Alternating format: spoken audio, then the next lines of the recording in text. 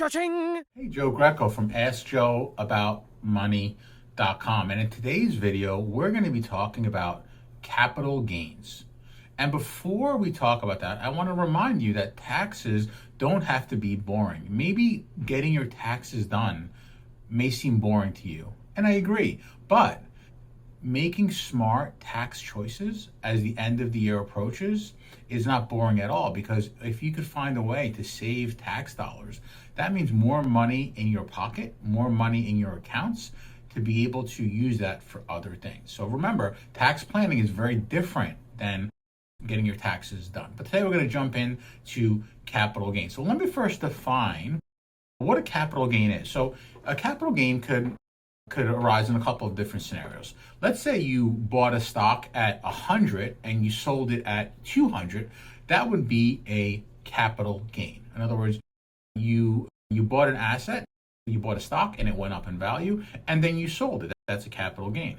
It could be similar for real estate. Let's say you bought a home for $300,000 and then you sold it for $400,000. You would have a capital gain. Well, this year in 2022, with the stock market's bumpy ride, what we want to pay attention to is that in your portfolio, looking at stocks that are winners and stocks that are losers, because we could actually offset a winner with the loser. So what does that mean? If you have a winning stock and a losing stock, if you sell the winning stock, but you also sell the losing stock, it's going to be a wash, which means that you're not going to pay any taxes on that. So if you're going to need any additional funds coming out of your brokerage account as the year ends, you have to be very specific on which stocks you sell to facilitate that.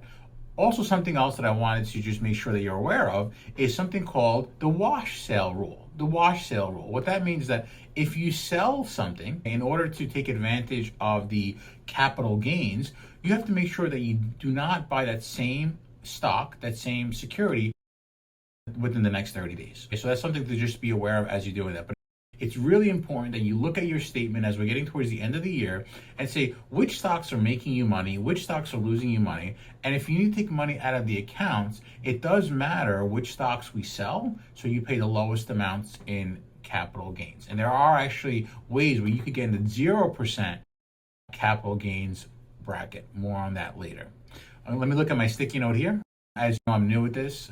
If you would go ahead and share this video with your friends and family, and don't forget to subscribe and hit the bell, and thanks for watching. Cha-ching!